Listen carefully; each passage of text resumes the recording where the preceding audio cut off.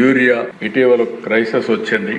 నేను చాలా జాగ్రత్తగా ఉంటాం. దీనికి కారణం కూడా ఏంటని అనలైజ్ చేశాం. కర్ణాటక, తెలంగాణ ఆ రాష్ట్రాల్లో యూరియా షార్టేజ్ వచ్చింది. మన దగ్గరకు వచ్చే కొందికి అర్లీ సౌత్ వెస్ట్ మాన్సూన్ మనకు వచ్చింది. రిజర్వాయర్స్ అన్నిట్లో నీళ్లు వచ్చాయి. ఈసారి నీళ్లు కూడా సేవ్ చేద్దామని ముందుగానే స్టార్ట్ చేశాం.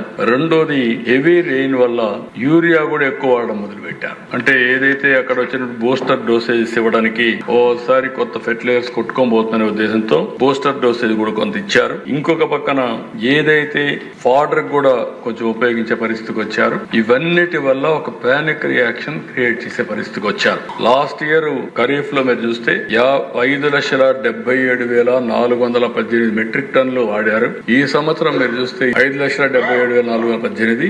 ఈసారి 7,01,067 మెట్రిక్ టన్నులు అంటే 21% ఎక్కువ వాడారు. 21% ఎక్కువ వాడినా అందుబాటులో కూడా పెట్టినా ఈ రోజు పై స్లైడ్ లో మీరు చూస్తే ఖరీఫ్ 25 అలాట్మెంట్ 16,76,000 మెట్రిక్ టన్నులు. Balance as on 1/4/25 7,14,000. రిసిప్ట్ 15,31,000.